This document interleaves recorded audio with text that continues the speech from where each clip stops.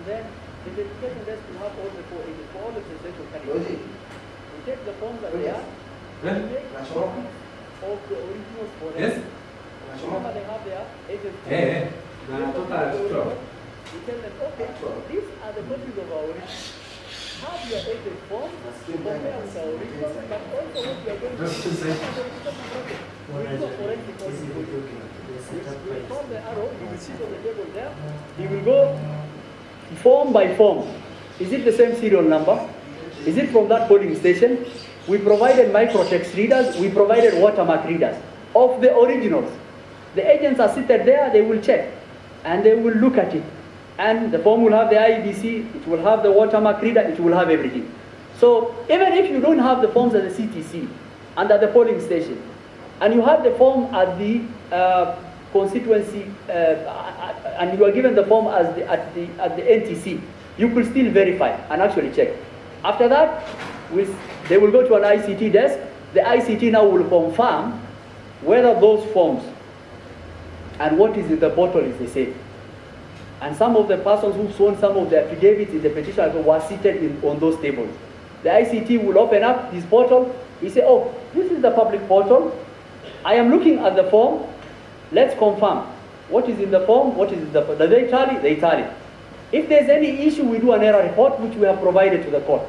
We have provided error report to them. That process is documented. And even if you didn't have all those agents, then you had an opportunity to do at the National Tallying Center. After that, we tell them, okay, we've started populating the C. Now, have you verified this polling station? Yes. Okay, now we put that into our C. And the idea that the C was kept on changing and some officers had access to the C, actually that allegation falls off. Why? 14 officers, and we've attached that into the affidavit of Martin Nyaga, including the chairman's PA, Mr. Abdi Dair, who is a registered, who is a returning officer, and 14 other persons were mandated to actually do that verification process on the table. There's a process for them to be given that access, and the access, what access do they have? People are burning up a lot of things, servers and things like that. So there are 3 applications level in any system. You will have the application, you will have the operating system and the network, okay? So everyone has access. So they have access for the verification of the 34C. So they'll be told, we're putting in this polling station to the C, are you okay with it? Does this tally with what is in the original? They will say, yes, that is populated. When we finish for one constituency, we print that aspect of the Form 34C. Because Form 34C is something that is gradual. The verified form from the form that has traveled from Kipini in Lamu to the CTC, Constituency Tallying Center, through the portal, physically through Bomas, through the verification desk of the agents and the people complaining here. Now they are told, are you okay if we put into the C? It's put into the C. It's printed out, and that is what is being announced. So if you got the logs for the C, it will say, the person who's authorized printed out a C because it was being announced. Some of the commissioners now complaining were announcing those forms, and it's incremental. It will go on until we finish. Now coming back to the form. So the first security feature is, if you look at the portal I've indicated, it has all those. But we put security features to enable the court and able to authenticate our forms. If you open our forms in Acrobat Reader, you will get a signature panel.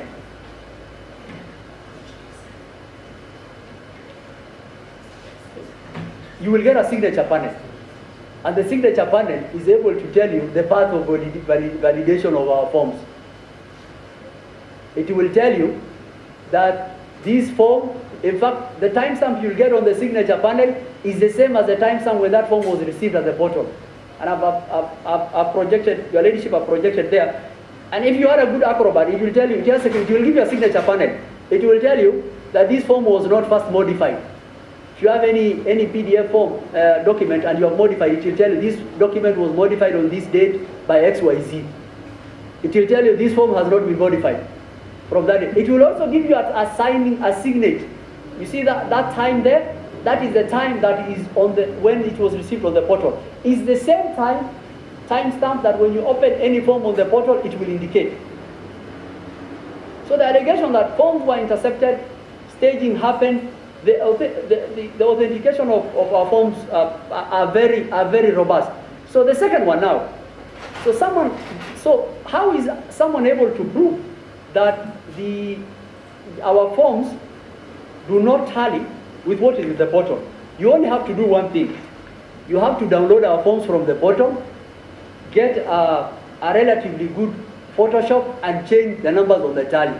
And I'll come to those allegations where the 34A in the portal are the same as what was given to the agents. We have provided 44 affidavits from various POs. Some of our POs who are Kenyans have had a very sleepless nights. Allegations have been made against them that the forms they brought to the ROs were different from what was announced. The allegations of an affidavit made by someone should be checked against the affidavits of each and every polling station clerk and polling presiding officer who we have endeavored to give the affidavits to the court. And we have given 44 affidavits for presiding officers on these allegations and many more affidavits for the returning officers. So the only way you will be able to show is you have to check, print out our form. And the problem with that one is because you cannot do anything about this, where the agents and everything sign, you have to get a Photoshop, amend it to JPEG, get a Photoshop and actually just remove with the tally. But like every other plan, it has a lot of weaknesses. And the first weakness you will get is, and the first thing they say is, in Gaina polling station in Tiati, that their agent provided them a form. And this is really important for the court. We say untruths have only one leg. They don't have two legs to stand on. The truth stands firm.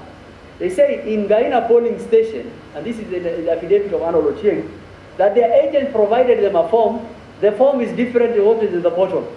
If you look at what is in the portal, that is in the affidavit of Moses Unkuli, and even the form he has attached himself, it says there was no agent in Gaina polling station. We haven't even gone to authentication and the verification of the process and the form, and I will show that why this is a bad Photoshop gone wrong. So the first allegation is, in Gaina polling station, their agent gave them a form, the tally for the presidential candidate is different from that. Guess what? The form they provided does not indicate that there was no agent. And even our portal says there was no agent for any candidate. Not only for them. In Gaina there was no agent for, I don't know why the party didn't send an agent there. Maybe because of security in Tiati, or we don't know. But there was no agent for anyone. He says, I had an agent and this is his tally. So to the question that whether the forms provided by the agents are the same as what is in the portal, the court has to come to one conclusion. Those forms that have been provided in those stations are doctored. They are forgeries, and bad forgeries at that. The first paragraph of that affidavit says so.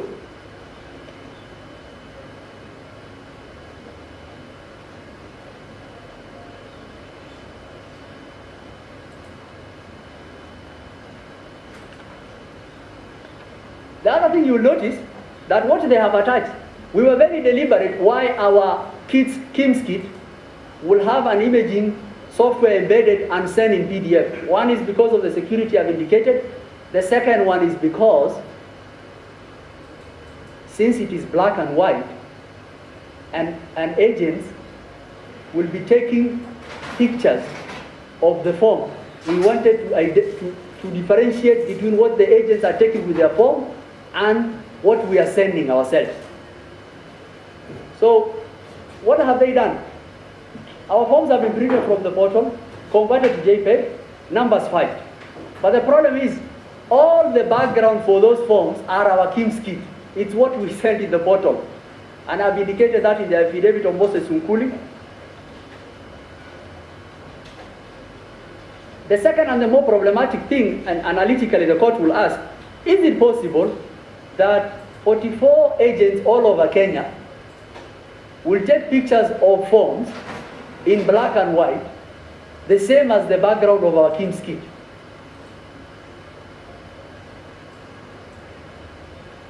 And the reason is because of the robustness of our processes. Because we have a manual check and we also have an electronic check. The manual check I have described, the electronic check, the EVI. The second electronic check I have described how our forms arrive. So if someone made an allegation that, oh, the form of my agent is different from what I have, the court should ask, okay, we have a portal, we have IEBC POs who are saying something else, we have the original, which has gone different stages. How come it's only your form? And what is fudge, Your Ladyship, I want to point out to the court, is the only thing that has been amended in those polls is the number of tallies. Why have they done that? To tell the court, oh, look, IEBC portal is different from what we have. Okay, if you are thinking, and the challenge that I have been given the challenge that I've been told by my ICT people is we will leave our portal open for another year. If any one of these people who are alleging anything, let them go upload one form. And we took our constitutional duty very seriously to give that audit trail to the court, for the court to be able to make a determined decision. I will mention 3 things on ICT. The first one is John Gidongo has given us an affidavit, which we have answered with Martin Nyaga's affidavit. He has given forged logs. And when we actually answered and actually told him these are forged logs from 2017, he said, oh, these are demo, but these are the real ones. But I think the court should look at the real logs. For example, one of the logs that is attached is the one for Justice Nyangaya. Justice Nyangaya attached Linux cron logs. The ladyship is like, and he says these people had access. It's easy to read those logs. They did not mention, no one of those people had access. It's like someone telling you, as you are using your computer, it's running background information, it will give a lot of, the OS will be running. It gives a lot of information. And someone says, oh, Emma had accessed the laptop of the judges and did this. And the information that person is giving you is the OS system. Oh, this server, there was an update of this program, there was this. If there was any evidence of that, you should provide something that says, this person accessed at this day on this at this time. So even the logs which are attached to Justice Nyanga's affidavit are not things that will bear out the allegations they are making. The second thing that I want to mention to the court is the affidavit. A lot of people have made the submissions by the petitioners was that the affidavit of Benson Wesonga and John Joroge proves there was access. We've answered those affidavits, and you will read it. It will surprise this court that Joroge says, I audited the IEBC system. And in answering the first question, we told him, that is a criminal offense. How do you have access to the IEBC system? Which of course is a lie. Then he attaches logs. Some of them cooked up, but some of them we've answered. So for example, he says, the chairman's PA, a gentleman of repute and an advocate of this court who's been a row all over the country, who was part of the 15 people who were doing verification on the bomber's desk, who all the agents were present when they were making the verification of the C. Oh, him he accessed, and 2 other people. How many times? 1,000 times. First, what did they access? I told you, no one can access or upload anything apart from the Kim Sone. What they accessed was at the verification panel for the C, and all the agents were there. Did they require the chairman to sit there entering manually the 46? And in fact, we have attached the authorization for each and every person who was seated on that table. And the court should take judicial notice of what was going on in Bomas and the constitutional time relating to the 7-day. Those people had access, the agents were there, everyone was there, and of course, they will verify. He verified 1,000, another person will verify 800. There are Kenyans who have not slept for 5-6 days to actually undertake a constitutional duty of a higher calling. Not well remunerated people who hadn't slept for 6-7 days. They are, actually what they are doing is, they access, yes, what were they supposed to do? They will access the RTS panel for the sea. They will verify you are there. The deponent was on the floor. Thomas, Joroge was there. Their agents were there. The ICT was there. And the court should make note of, there was no one allegation that a form that is in the portal was different than an original which they had verified as relates to the tally.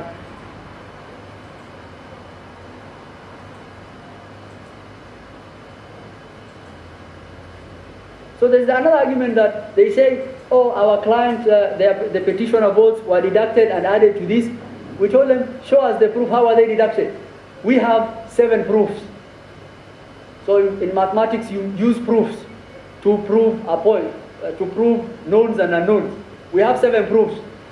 We have our arrows at the polling station. They had agents. You had agents at the CTC. We have the original. You have agents at the NTC. We have original. We have what is transmitted in the portal. We have original. All of them tally, and you are saying your client's votes were deducted. How?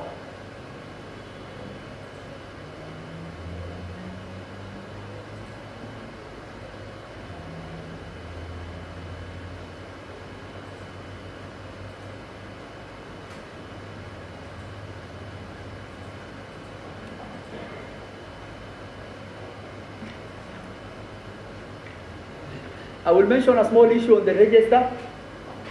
I want to note the court, we understood the issues as framed by the court as those issues.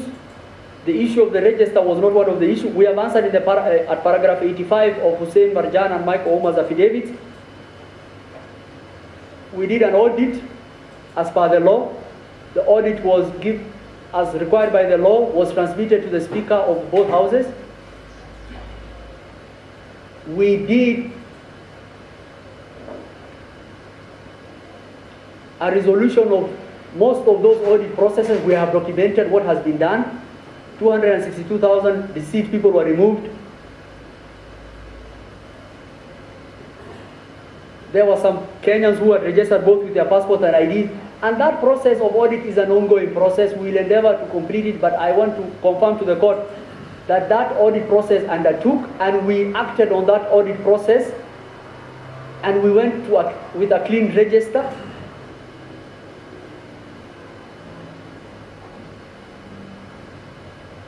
With the elections. An allegation was made that, your client was printing 34As, many of them to actually do something untoward. We want to tell the court, and we have put before the court, that the reason that was actually done, book 2 of 2 and book 1 of 1, is to ensure that as many Kenyans as possible had copies of the 34A. So you have a form 34A, and if you printed only 6 copies, one copy goes to the ballot box. 1 copy is supposed to be attached to the polling station. Those are 2 copies. 4 copies are supposed to be given to presidential copies to the presidential candidate. Then we have an issue that a copy has to go to the RO. And what we did is we wanted to print many copies of the A's for the purposes of the result. And the reason why, because the carbon copy, if you reach 6 and you are actually writing on the carbon copy that you are giving copies of, when you reach the 3rd copy, it will not even be able to, you will not be able to read it. When that happened, the petitioners, together with religious leaders, traveled to Greece, and they raised an issue. They said they did not want book 2 of 2. So what did we do? We just gave instructions. We had a meeting with them. The same was shared by the chairman. The chairman, the same directive was given to our officers, and when they opened the polling stations, book 2 of 2 was being put in the ballot box. 34 2 of 2.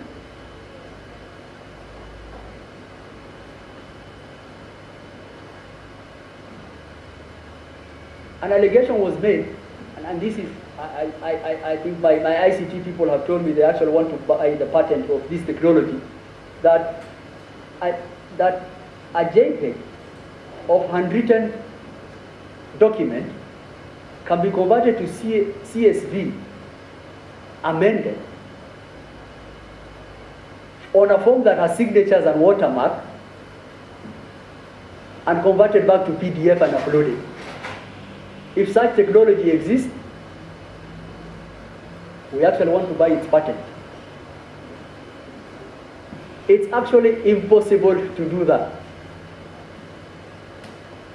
And that is why all of the forms that have been submitted, the only thing that can be done is you have to just look at the tally numbers and try to use Photoshop to change the tally numbers. You can't do that, because the verification process has 8 stages. This form is widely available from the village to the NTC, that for someone to say that, oh, my 34A has been tampered with, it's impossibility.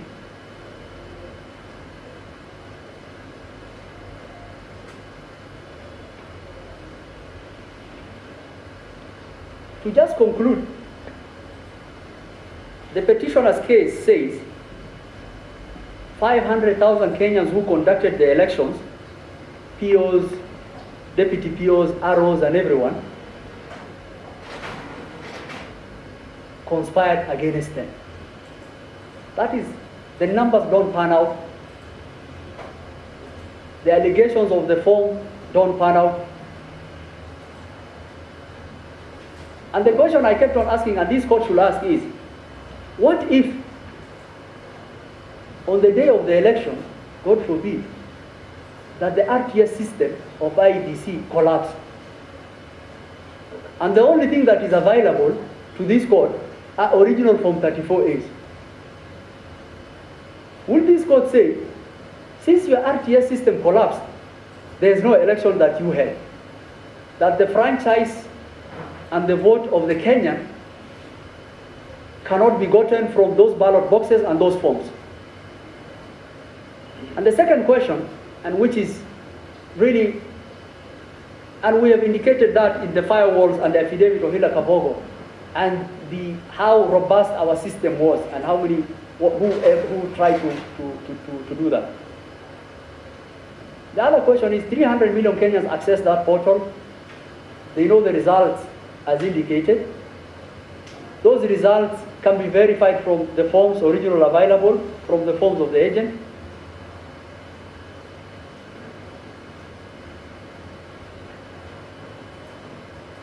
And I think the court should make a determination that their numbers don't add up. The allegations of the form fall flat on what we have demonstrated. And the allegations relating to forms in the portal being different from what their agents have are an attempt to actually present the court with evidence that it forged. And the court should actually look at those documents, look at those forged logs, and take necessary action against any officer who will have presented those logs or documents. Allegations have been made about Budino and access. You will find in the affidavit of Hila Kabogo, those people were leads who are actually providing ICT help at the level of the systems. And every person was logged off from our system on the 8th of August. There is an email we have attached to the affidavit as relates to that. anyone who had access to our systems was someone who was authorized to do.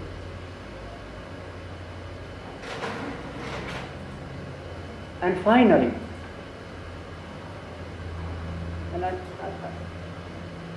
the court should ask the question,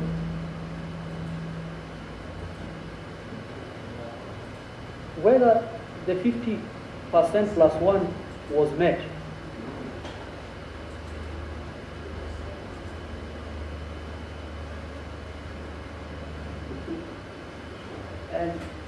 And to that question, Your Ladyship, the late Justice Antonin Scalia, whenever he went to give lectures to all over the United States, everyone used to ask him about Bush v. Gore, and he will know whether someone is a Republican or a Democrat as to the question they will ask, and his answer will be, get over it, it's over. So to 50 plus 1, the court made its determination in 2013 on the votes cast and valid votes and the rejected ballot. Rejected are not votes. Vote is an authentication of preference. There's nothing called rejected votes, that's a rejected ballot. The court emphatically made that decision in 2013 and in 2017. To the petitioner's answer as to that, I think the simple answer will be, get over it. With those few remarks, I yield the floor.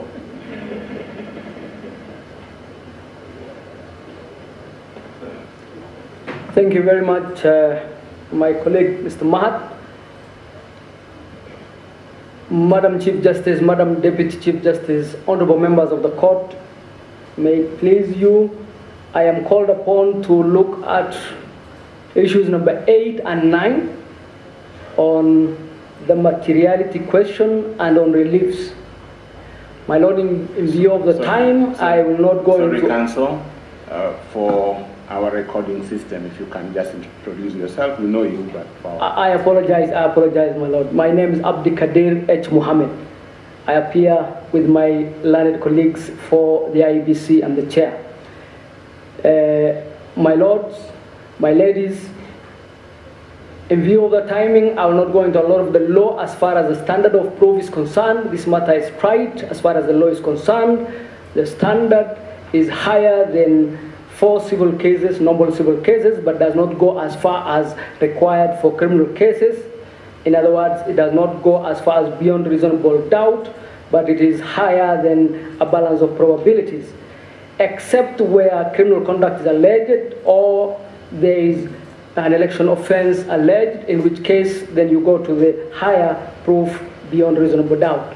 The submissions of the first and second respondent in the lead, the submission of the respondents in the lead petition at paragraph 8, page 4, deal with the law, the cases, Raila Odinga 2013, para 203, number 1, presidential election number 1 of 2017, para 151 to 152, and the courts clearly state that the allegations should not be general, they should not be bare allegations, and the standards must be met. In John Harun Mwau, at page 349 to 350, 2017, that was the holding of the courts. So the law is very clear on this matter, my lords and my ladies. I'll then go on itemizing some of the allegations or some of the issues raised in terms of illegalities and irregularities, and specifically state whether those standards have been met, and in broad case, they haven't. So there have been allegations of a dysfunctional commission. This, my lords, is not a court dealing with a corporate governance case. It is an election petition court dealing with the presidential elections in 2022. My lords and my ladies, the case of Maina Kiai dealt with the issues of the commission and the chair and their place in the process that we're talking about, in the verification process. And it's very important to understand that the petitioners want to turn that case on its head, because if you recall, what the petitioners in the Maina Kiai case were fighting against, it was the interference by the commission or the chairman in the results when they come to the National Tallying Center. This is exactly what the petitioners are asking to do. They are asking the commission to interfere with the results at that point. That is not the law. Number two, there was the allegation that the commission is equal to the commissioners. That was dealt with by my learned colleague, Senior Counsel Kamau Karori. But let me just add that it will be absurd to say that the only elections, the only verification that is acceptable under the law is verification by the commissioners. What then would we make of the elections at the counties and the tallying and verification at the counties and the tallying and verification at the constituencies where no commissioner is present? What would we make of Section 39(1)(c), which says the commission will transmit? Which commissioner transmitted when? It is the commission officers, the commission employees, and the commission is certainly more than the commissioners. My lords, that allegation, therefore, that there was a dysfunctional commission and this led to the results not being verified is not borne. The standards have not met, and it is not the law. The commission practically will need to rely on its officers across the country in the 46,000 plus polling stations for the work of the commission, including presiding officers verifying and transmitting. The next allegation broadly was the issue of the rogue chairman. Here we have a bogeyman where all the issues can be affixed to this good gentleman. At the end of the day, after you clear through the fog, what were the issues that the chairman was being accused of? They do not meet the standards, I pray, that would be required for us to overturn the presidential elections in the general election of 2022 and send 14 million plus Kenyan voters back to the vote and spend immeasurable amounts in treasure. The chairman is accused of single-handedly conducting the elections, of gazetting himself, and it's alleged that the office of returning officer for the presidential election does not exist. I adopt the presentation from my learned colleague, Mr. Kamau Karori. But suffice it to say that we all accept that 138.10 gives a role to the chairman to declare. That regulation 87.3 gives legal roles to the chairman, and case law has given legal roles to the chairman. Those roles, when you put them together, essentially spell out the role of a returning officer. And in the old company law, the definition of a director used to go that a director is a director by whatever name called. And the returning officer is the returning officer by whatever name called, because he is undertaking the functions of the returning officer. Let me now turn to the allegations from the other commissioners and the averments in the affidavits. If you look at the totality, what you get is that these good ladies and gentlemen were either negligent or unaware of their functions, or in fact were not stating the truth as such, because the law requires for the commission to hold a minimum of 1 meeting per month. More were held during the elections. They attended all those meetings under the affidavits. The vice chair and Mr. Wanderi attended the trip you are told about in Greece, where they went to check on the presidential ballots. The announcements were made by these good people almost 70% of the time. In other words, almost 70% of the announcements done at Bomas were done by these particular commissioners. And the tables were there for everybody to see where verification was happening. And they had no one stopping them from going to attend or direct if they wanted to direct. We would have shown at this point their access to the floor in the 4-minute clip but in view of time, I will skip that. But I would urge the court to look at that video clip to show the extent of the operations of the commissioners, and especially these four, in terms of the operations at Bomas. Then we go to the 27 constituencies. The affidavits clearly show that those constituencies were tallied and they were in fact verified, and that the record will clearly show that what was remaining was the announcement. And the 4-second clip will show you the environment and the fracas at the announcement podium at the point in time when Professor Goulier was to go to that podium to announce the 27 stations which had been verified and tallied. I'll play the 4-second clip. Thank you, Sonia. Please. Yes, this is Bomas just before Professor Goulier was to announce.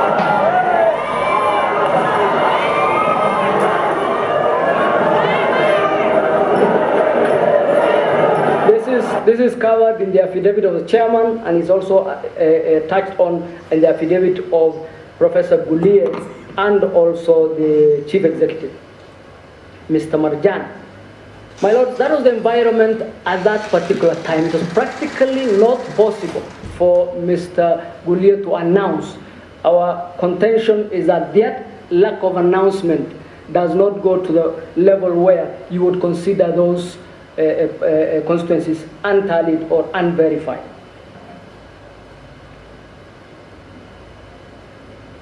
What then were the aim of the commissioners when they say we wanted to quote unquote own the results? Because verification is a very simple process. It has been defined. I'm not going to waste a lot of time on it. Tallying is a mathematical process. The only other verification required, other than compare the forms, was has the candidate met the 50% plus one.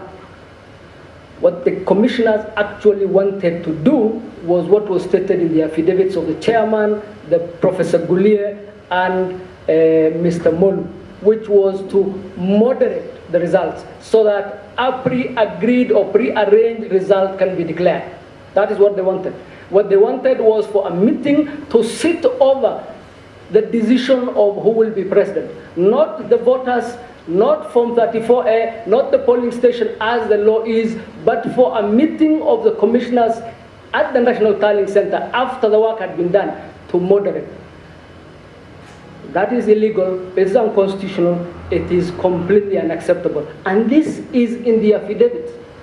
There were two meetings prior to that final meeting. One where there were visitors from the security agencies and the other from individual Kenyans. And those meetings were confirmed by all the protagonists. And this really was the scheme. This was the rupture. You asked yesterday, how come we had not heard of this dysfunctional commission earlier? Because it was a process that was going on, and at the point of disagreement is at the point where now we have rupture. And from that point onwards, those commissioners are part of the scheme, and this time instead of announcing the wrong results, it is aimed at getting this court to overturn the results. That is the scheme. That is the decision the commissioners wanted to be part of.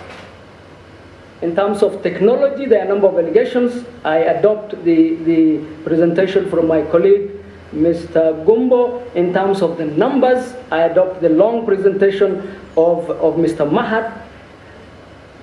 And I would stop there in terms of the allegations. Suffice it to say that there have been many, they have been sensational, they have remained unproven, and they are not worthy of the level required to overturn the presidential elections of this country. Let me now go to the remedies very briefly. And the remedies Just one point in terms of the earlier issue. There was a push for moderation. That essentially is to overturn the elections. There was interference from state agents, again asking for a specific. Those are averred in several affidavits. There was the issue of the DCI and certain other state agencies. Contrary to the law requires that under Section 105 of the Elections Act, that all state organs and state officers must give assistance to this commission during this difficult period. Contrary to that, the DCI was indeed an impediment to the holding of the elections and to the functions of the IEBC at that point in time. There were very many officers of the commission picked from the tallying center, outside the tallying center. It is not a coincidence that the 4 commissioners refer to those staff members which were then picked by the ATPU. Ask yourself, what is the anti-terrorism police unit got to do with our elections in Bomas? Why would the anti-terrorism police unit be involved in the tabulation verification exercise at Bomas? And that scheme, that assault on our democracy is what you are being asked now at the tail end to. Let me also refer you to the affidavits of the commissioners where they say that the election process was okay until the very tail end. That tail end is where the matters went haywire. Let me go to the reliefs, my lords and my ladies. The reliefs as known by law in terms of the Constitution is at 143. The Supreme Court, if the Supreme Court determines that the election of the president-elect is to be invalid, a fresh election shall be held within 60 days after the determination. And Rule 22 of this court's presidential election petition rules empowers the court, after hearing a presidential election petition, to either dismiss the petition, which is what we are urging the court to do, what our clients are urging the court to do, or to declare the election of the president-elect either valid or invalid, and invalidate the declaration made by the commission under Article 139(5), and then orders to payments. There was a reference to Section 80 of the Elections Act, and it states that the court has additional power to, quote, direct the commission to issue a certificate of election of a president if upon recount of the ballots cast, the winner is apparent and that the winner is not found to have committed an election offense. Our view is that this is not operative in this case. Number one, this section assumes a recount. We have no recount in this case. Number two, it's not specific to the presidential elections, as is the case with the Constitution. And number three, it says that as a precondition, as a condition precedent, whoever is getting the benefit of that relief must, of necessity, have not committed an election offense, which presupposes that there is a process for that to have been determined, which has not happened in this case. In any event, it is the contention of the petitioners that indeed their petitioners or their agents are guilty of presidential or of election offenses, and therefore they ought not to be entitled to that relief. But can I go back to the relief sought by the petitioners, especially in 005? They are very convoluted. There are many. They are conflicting. If you look at, and some of them are strange. For example, there is in paragraph 18 of the remedies sought in the petition number 005, you are asked to uphold the decision of the 4 commissioners in rejecting the declaration. No such decision or no such lawful decision exists.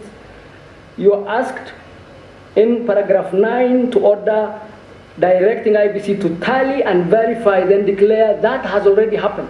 The tallying and verification has already happened.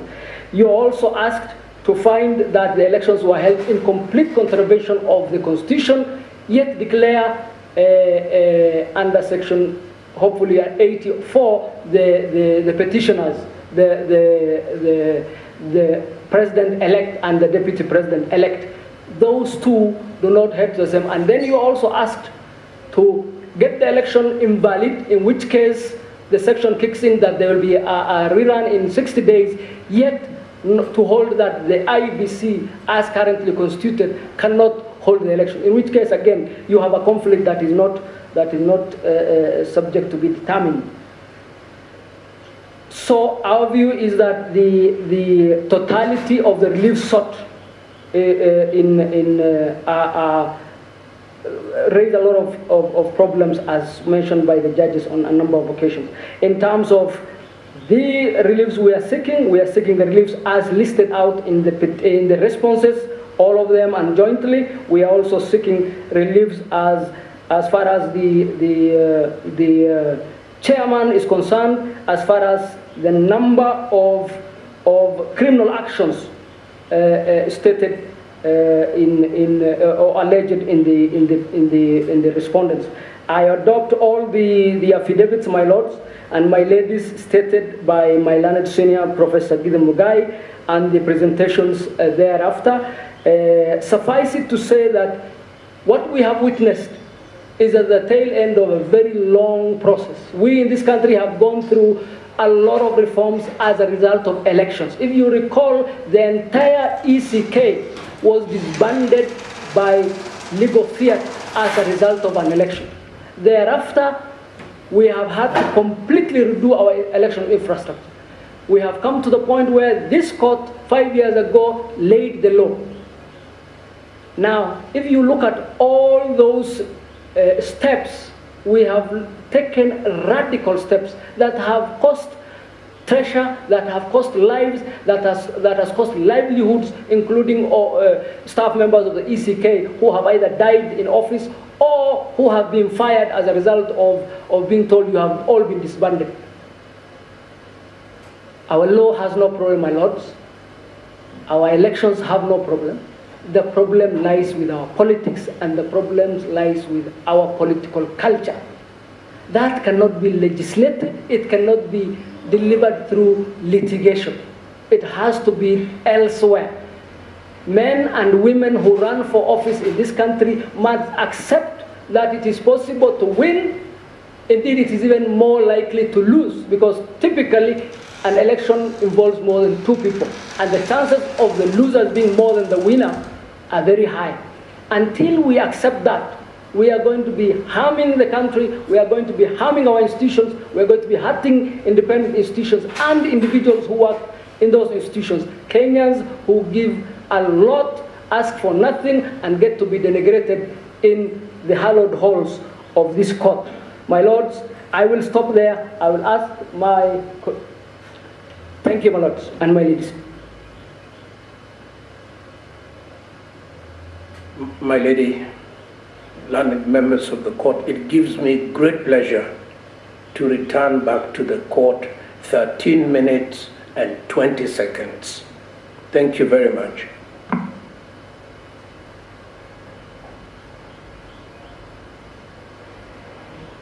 Thank you very much for donating to us 13 minutes. We will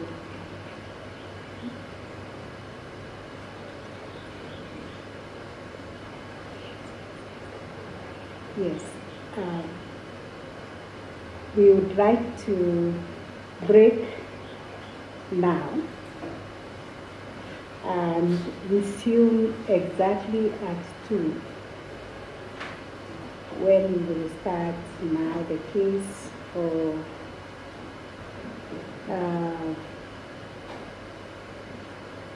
should be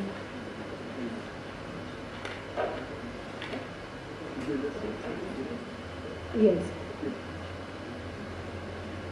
Yes. I'm trying to get to the right description of the parties, but it will be the case of William Ruto and also the Attorney General. Not now, when we resume at 2, because we haven't risen, we need to rise. I think, that it will be the two commissioners There are 2 commissioners. Their case has been done. You are done? Yes. Then it's Attorney General, because we have to respond to the Attorney General, pursuant to the lead you gave us, Yes. that we respond to the Attorney General.